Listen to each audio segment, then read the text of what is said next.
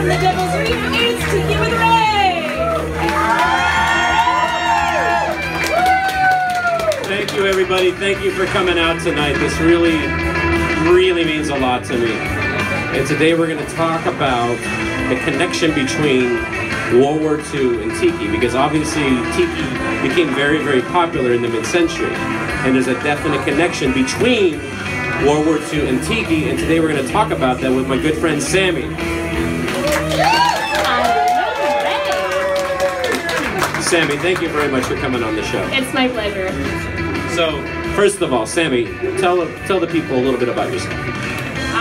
Well, I am the current manager of the Warfront in Seattle. It's a antique military store that specializes in antique military items from the Civil War all the way up to the Vietnam era.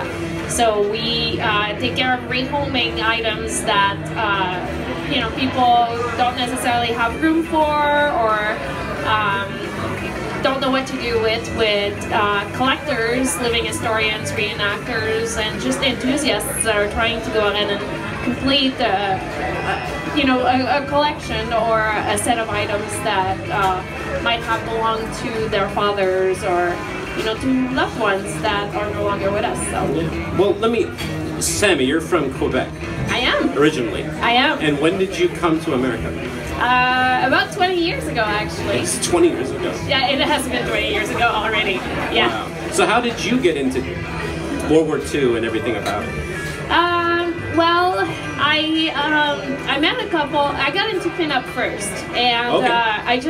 I'm never happy with just knowing a little bit about something. I always want to go ahead and know more. So I started asking myself some questions, doing some research on how did pinups come to be? Where did they come from? What's the cultural manifestation of it and the history of it? And so started digging up, and then met World War II veterans and thought that they were the coolest people on the planet. Well, they are the coolest people on the planet, right? So yeah, no doubt. And I mean, who knows where we'd be without those people, without those guys. Well, that's for sure. And then we ended up, I ended up meeting people that shared the same common interest in World War II, and from there on out, kind of just evolved into living, breathing reenactors / living historian / antique shop owner, and you know, I've been enjoying the ride ever since. So that's awesome. That's awesome. So let's go back to the 40s. Okay. And let's talk about World War II. But before we talk about World War II itself, let's talk about the home front. Okay. So what exactly let's talk about the home front. What exactly was going on at home while all the GIs were going off to fight World War II in the South Pacific and Europe? Well, it was basically, World War II was basically a labor of love for everyone. Everyone was involved into it. Everybody. Women, children. Children. You went on the street in 1943, and there were children, you know, scrounging around scrap metal for the war effort. There were women working on planes, working on ordnance, working on, they basically took over the entire lifestyle here in the United States. They made industry run, they ran their own household, they were mothers, they were teachers, there were just a giant, you know, movement that belonged to help contribute to, because these GIs, they needed planes, they needed supplies, they needed chocolate. They needed chocolate. They needed chocolate. And so that whole industry kind of propulsed itself into a giant movement that brought the women back to work.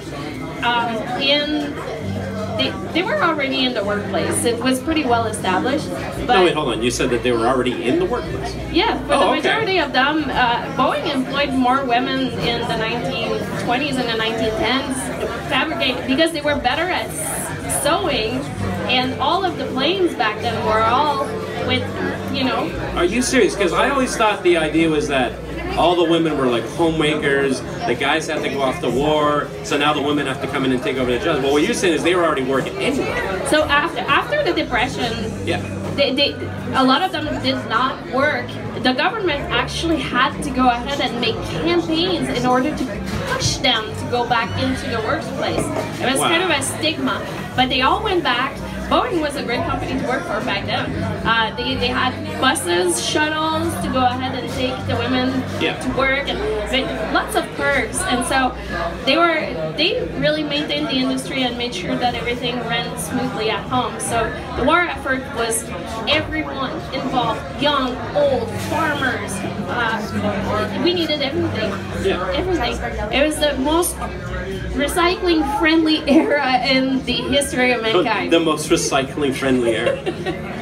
You think that we are recycling monsters now, but you know they took everything, tires, metal scraps, everything got redone. So. What about? Well, let's talk about rationing. Okay. So obviously there was certain materials that were needed for the war effort. Absolutely. So certain things got rationed. Yes. So what were some of the things that got rationed? Yeah, well, if you look in the Time magazines, for instance, there's even marketing campaigns that talk about new packaging, because plastic, metal, everything was at that point very rationed. But let's talk about the thing that matters the most. What matters the most? Nylon. Well, it was so bad, Ray, that nylon was so rationed to go out and make parachutes and things like that. Yeah. That women use tricks such as grabbing brown gravy mix and drawing a line of brown gravy on the back of their legs. Brown gravy mix? Yes. I've had women, older women, telling me that their sisters paid them 10 cents to go ahead and draw a straight line on the back of their, They would literally just draw the line on their leg. Absolutely. What happened if it rained? Well, then Just don't go out in the rain. that's the best joke. That's the best joke in the universe. The veterans were telling me that if you came around home with brown gravy around your neck, you were in trouble. I taste turkey. But rationing was very Lipstick real. on your collar. It's more like turkey gravy around your collar. That was You pretty much smell like real. Thanksgiving. But yeah, rationing was very real. So how did they do the rationing then? Was there ration cards and So stuff like that? I actually brought some, and after the show, you guys, if you want to come in and take a look, these are rationing books. Those are basically rationing from books. World War II. So anything from sugar to nylon to gas. You had a little sticker on your car that basically said A, B, C, that told the gas station how much gas you actually could receive on a weekly basis. What? Really? Yeah. Gasoline. Yes, gasoline. So how did they? So they used the rationing books too. Yeah, and there were huge marketing campaigns. There are tons of posters out there that you can still see once in a while that says, you know, are you thinking about the troops? And really guilting the people into not Are you consuming. thinking about the troops? Yes, are you thinking about it? Before you eat that chocolate bar. Before you make that trip to the grocery store, before you make this, before you make that, before you use that sugar, are you thinking about the troops? It was an entire gigantic marketing endeavor to go ahead and make sure that the troops had sufficient supplies in order to go ahead and make it to victory. We won this war on mass production. We really did. Really? We really did. Wow. So let's talk about the GIs. Let's talk about the normal guy who's going to join the army to go fight for his country. Many of them hadn't seen much more than hometown Oklahoma. They were very... So what you're saying is all the GIs that served in World War II are from Oklahoma? All of them. It's the entire... No. That's See, not what Mark, I'm saying. you're learning something new every day. You're giving me the stink eye. What's this propaganda? What is this propaganda? Okay, so no, what I'm saying essentially, Yeah, what do you Ray, is that a lot of them, you gotta go ahead and put World War II in context. We were just coming out of the Depression. Yes. No. Now let me ask you a question. Did World War II get us out of the Depression, or were we coming out of it anyway? That's the question to rule them all, honestly. I think that the war industry definitely helped and contributed towards the American prosperity that we saw during the 1950s. I very strongly believe that. We were kind of emerging back out of it already. We were on the upswing, but that definitely accelerated things. So we were coming out of depression, no money, not really a whole lot of luxury. No. You have these boys that are really hardened by really hard times. Oh yeah, that's right, because they would have literally have grown up through the Great Depression. Yeah, a lot of them. Yeah, absolutely. As kids in the 1920s, as young adults in the 1930s, yeah, they have no money. A lot of them are used to very hard labor if they're lucky enough to go ahead and have been able to work. They are part of the conservation corps, or some that are unable to go ahead and find employment in factories, and so they are kind of used to that military lifestyle. They have that structure and they have that hardness about them, but they haven't seen the world. They haven't seen, anything. And when you think about it, television is not really, it's not a thing. You have movies, you have newspapers, and you have radio. Yeah, there was no TV at that point, right? No, you're talking about like some extremely condensed type of media exposure. And so you end up with a bunch of boys that are 17, 18, 19, sometimes 16. Yeah. And I've heard veterans telling me that 27, that was the grandpa of the group. That 27. 27. I'm 47. When you think about it, there's... So what does that make me then? Ancient. Maybe dinosaur-like. Maybe... But that's a different period of time. I feel so self-conscious. Cover that later. But these boys have no exposure, no traveling. The world was basically a very sheltered place for them. So now you put them in the army with a structure, with a roof over their head, with food on the table.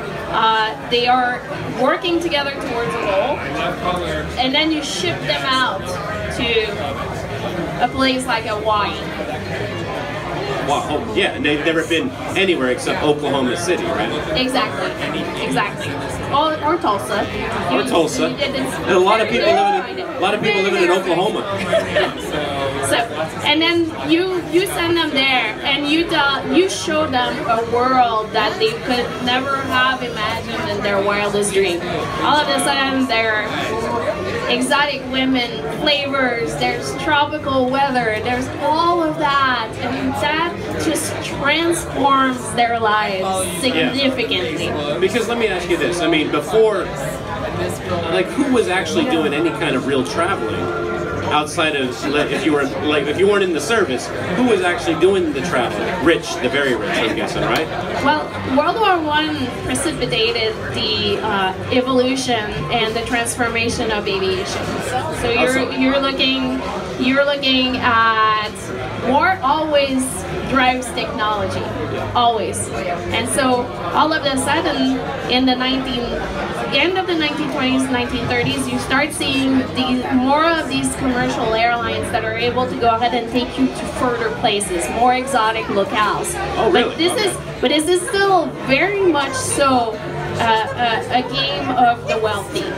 There's not a lot of people that can say, okay, I'm going to go ahead and go to Hawaii. Although we have, as a country, we have been in Hawaii for quite some time already. And so these people had already a flare up in the exotic. As you know, Tiki starts in the 1930s. But again, a very, very intriguing and very small mystique. Not a lot of people are exposed to it. Yeah, from what I understand, before there was Tiki, there was Pre-Tiki. And Pre-Tiki is essentially the time before, essentially Don the Beach opened up his first restaurant in the 30s, actually. So you had a lot of these supper club type places that were tropical. They'd have the bamboo, they'd have the trees, you know, the palm trees and stuff like that. And maybe they'd be playing Hawaiian music, and then that's about as far as it got. And as I understand, the only people going to these type of places are people that had the money to go to those fancy places. It was a fancy thing. It was a little bit of a subcultural underground type of thing. Yeah. So, but then all of a sudden, you have these 17, 18, 19-year-old kids that are exposed to that as well. Yeah. And yeah, so now, essentially, they rolled the dice, or the dice came up like, oh, you're going to Hawaii. Well, the South Pacific, essentially, right? Yeah. Well, this entire country is kind of propulsed into this starting in Hawaii by Pearl Harbor, essentially. Okay, let's talk about Pearl Harbor. Okay. So, December 7, 1941, the Japanese attacked Pearl Harbor. But that wasn't necessarily the very beginning of their thing. We were already very well established in Hawaii since the Spanish-American War. In fact, if you want to throw at it, in 1893 we helped the rulers of Hawaii overthrow their government. Wow. And establish a new government. And then by 1898, we're rushing to go ahead and find the right port in the mid-Pacific in order to go ahead and ship supplies for the Spanish-American War. Yeah.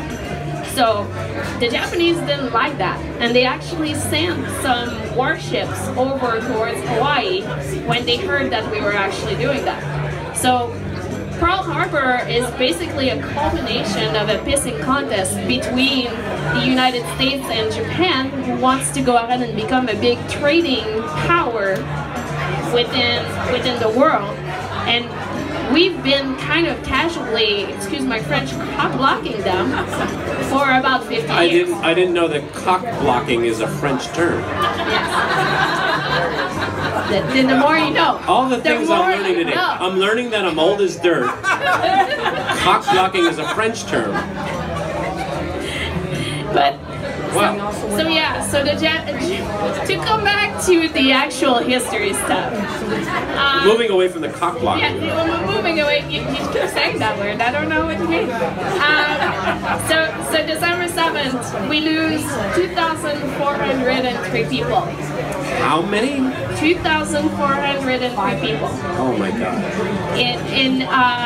The Japanese lose a very minimal amount of them. We were taken by surprise, and I would tell you that at the moment of Pearl Harbor, the Japanese attaché was in the office of the vice president talking to them, and that was the end of it. That was the declaration of war. We, as a nation, all of a sudden, not only were we rallied and facing an entirely different enemy on the other side of where the conflict was already happening, but we were also coming to terms with about 40 years of tension with Japan. So Hawaii becomes this very emotional part of the United States.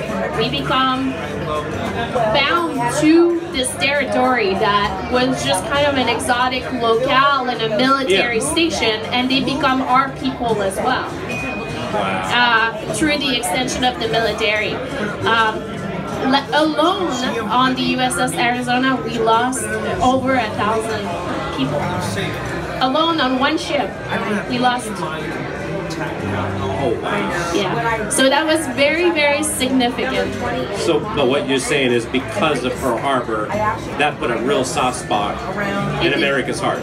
It did. It was already a beautiful exotic locale, but now it becomes the center, the epicenter of the war, and the one motivation to remember Pearl Harbor, to as Americans rally together and decide, yes, we are going to go ahead and enter this conflict. It is happening, and it's inevitable at this point. Yeah. So after that, we're completely enthralled into World War II. They attack the Philippines. We have a few stationed there. They capture people, and that's it. We're done. We're taking this over. Wow. So that launches all of these boys, whether they are Navy, Marine Corps, whether they are Coast Guards, whether they are Army, that launches them in these exotic islands where the population does not speak English, where it's hot, where there are diseases, where it's an interesting and completely different world, but it's also incredibly fascinating in the mind of young teenagers that are just trying to go ahead and live like there's no tomorrow. Yeah. Because that's literally it. And that's one of my favorite things about World War II veterans. What's is that? They live like, they know what it's like to live like there's no tomorrow. Yeah. And that gives them a perspective and a wealth to their life that is just absolutely it's difficult to grasp as people that have first world problems, that throw tantrums when Starbucks doesn't have what they need. You know, we don't really understand that perspective because we haven't lived it necessarily, and it's not our fault, but that's just, as humans, we need that to go ahead and motivate us to go ahead and live a full life, Yes. which they have. Absolutely. So let's talk about that. People come back from World War II. They're back, they made it. They survived. Now they come back to Oklahoma and Tulsa. But now they just spent some time in the South Pacific. And now they have that. And now they're like, oh wow, this was so cool. That's where we start to see the true rise of the interest in Tiki. Well, it's kind of also important to go ahead and mention that that's not really just they come back, but there's an actual, the war ends in 1945. Yeah. So when you think about it, that's like in their formative years. If you're 18 years old, you learn an awful lot of stuff between the time you're 18 and between the time that you're 24. And those are the years that you remember and that mold and shape your life as an adult. So they come back from these conditions. Most of them come back. Yeah, what are the numbers? Do you have the numbers there? So about 621,000 men, servicemen served in the Pacific alone. Out of them, 108,000 perished. So that's a large city, a very large city, wow. Like Olympia basically, just vanishes into the South Pacific. But still, these 3 million or 202 million, you know, so they survive and they come back with memories of beautiful girls, yeah, they do. Great flavors, of you know, the palm trees, and they're back in Oklahoma, all of them. Yeah. All of them were back. All of them were back in Oklahoma. And so this is stuff that lasts forever to them. So that whole inspiration carries itself into everything that they do. They start feeling the flair for the exotic. They want it to be a part of their life. And I think that that's when, you know, every movement and every culture kind of hit that mainstream point. Yeah. And I think that that's where Tiki kind of just hit its point and starts becoming a mainstream thing, Yeah. and evolving into something that's more accepted, something that's for the poor and the rich alike. You know, by that time, World War II propelled aviation like there's no tomorrow. Yeah. Commercial airlines are using the tips and the tricks of the military innovations in order to go ahead and fly people to places at lesser cost than ever before. Well, like Hawaii. Hawaii became a state in what, 1959? It's 1955, 59, 59. And like, so now you could just jump on a plane and go to Hawaii, don't need a passport. And you gotta think like there's, boom, this explosion of like tropical, Hawaii, Polynesia. Yeah. And even then, during the war itself, GIs sent over memorabilia to their loved ones. I brought a couple of things from the store, but there's you know, you're talking about sweetheart pillows, which were basically these pillows that had a message to my mother, to my sister, to my sweetheart, and basically had a poem on them. And some of them have exotic women on them, so which I would not send to my mother, by the way. No, I hear it. Well, tell you what, let's look at a couple of these items, but before we do, Jason, I have a pot. Can we pass that around? I mean, if you can throw a couple bucks in to help pay for to help this out, that would definitely mean a lot, and that way I can keep on doing it. So, like, as we're doing it, let's talk about some of the things that we have on here. Okay, so I brought a couple of items. The sweetheart pillow is on your side. So this is kind of an example. Well, so this is a sweetheart pillow. That's right. So I love you, Ray! And the thing is, like, I didn't realize that this is actually a pillowcase. That is a pillowcase. Because I'm like, sweetheart pillows, it looks like a flag. So these survived because a lot of them sent them back to their sweetheart. I have actually seen there's envelopes that are completely tailored to go ahead and send these over. That you could buy them at the PX, you could buy them in different areas. So here's a lovely hula girl with the so no messaging, but you could go ahead and send it to some girl that you were writing to, I guess. At the time, they wrote to several of them at the time. I do know that. Are you serious? So they were sending out several sweetheart pillows? Oh, I think, no, trust me. Did anyone ever mess up the names? I'm not Jenny. I'm Sue. When you live like there's no tomorrow, you really mean it. And what's this last one? This one is basically Aloha in Hawaii, and this one is actually the most complete one that I've seen. You have a beautiful girl, some palm trees.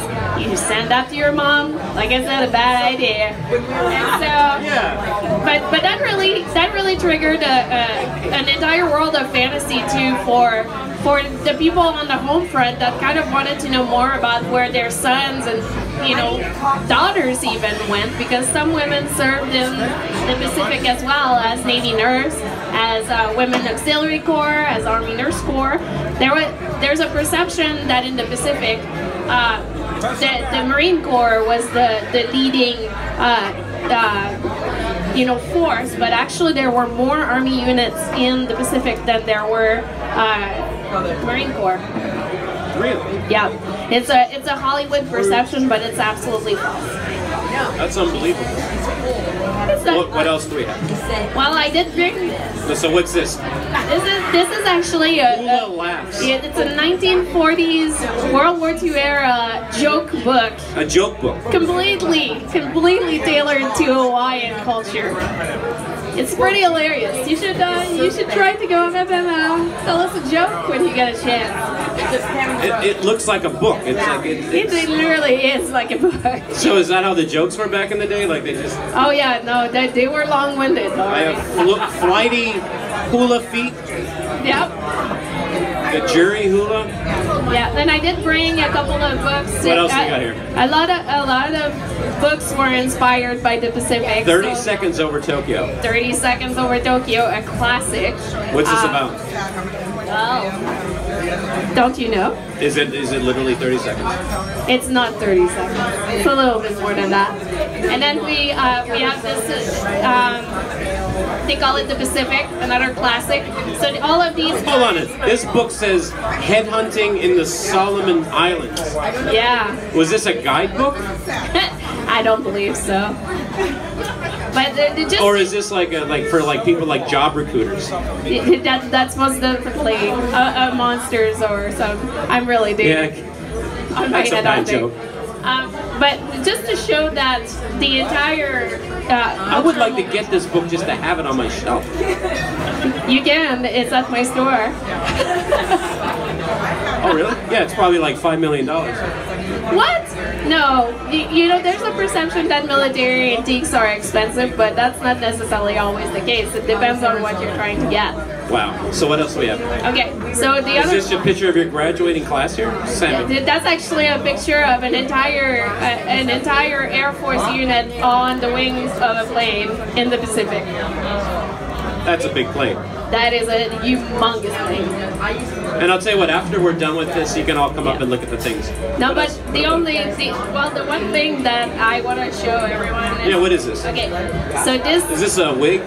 Yes, it's a wig that you will be wearing at the end of this presentation. I know I'm old, Sammie. I think about you.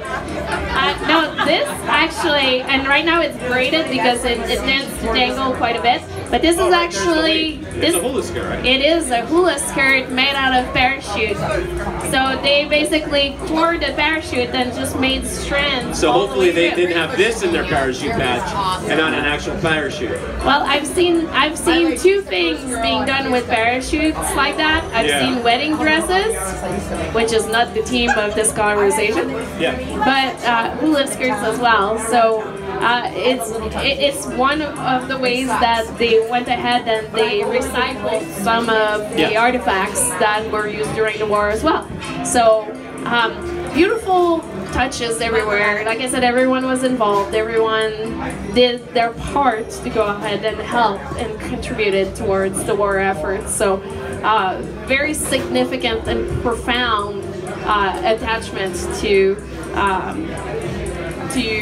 Tiki, from being there overseas, and well, this is the thing that I want to take us out on. Okay. Because this is how I would see it. Say hypothetically, you have someone who went into the service to serve. They were over in the South Pacific, right? So now they come back, and say they have brothers and sisters. So say they have a brother. So like that brother's telling the other brother, "Oh my God, listen, I was over in Hawaii. There was these hot Polynesian girls and grass skirts, and we're drinking out of a pineapple, and there was all these palm trees, and you got to think like the brother would be like, wow, that sounds really, really cool, and you got to think this thing had to snowball. It was a perfect snowball, which basically that's when it hit mainstream. That's where everyone had a rattan chair. Everyone had, you know. And literally like in the 50s, going into the 60s, that's when there was literally like a Trader Vic's, a Dawn Beachcomber, whatever, in almost every major city across the country. Yeah, I mean, you cannot change the fact that these young men went through hell. Yeah, they did. But at the same time, you cannot change the fact that they also knew how to go ahead and live their life to the fullest. And the friendships that they made over there, and the things that they've experienced, and the world that they've seen, which they may never have had the chance to see if they had not been, if this country would not have reached that pinnacle, we would have never known the beauty, we would have been probably 20 years behind. Yeah. And I think that it fundamentally meant something to that generation to go ahead and transmit that flair for the exotic. Yeah. Bring those liquors and that joy that they've actually experienced. That one thing that they could hang on to as they were over there, back into their homes and make that part of their lifestyle. I don't think anything else can be said, Sammie. And there's nothing I'm going to say that's going to top that. Thank you very much for coming on the show, Sammie. Yeah, thank you. And thank you all for coming out. This means a lot to me. But yeah, thank you. But before we leave, questions and answers. Does anyone have any questions? If you have any questions, Sammie, I'm sure she's the master. She knows her World War II history. Any questions or no? Or do you just want to start drinking? I think everyone wants to start drinking. I know I do. All right, well, let's start drinking. Thank you, guys. Good night. Thank you, Ray. Thank you, Sammie.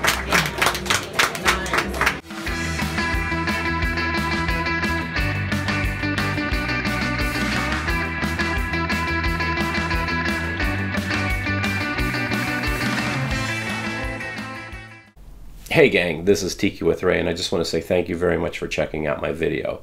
I hope you enjoyed it. And if you want to see more episodes, click on the subscribe button. And if you liked the video, give it a like. That would mean a lot to me. And if you have any comments or suggestions, please leave a comment in the comment section below.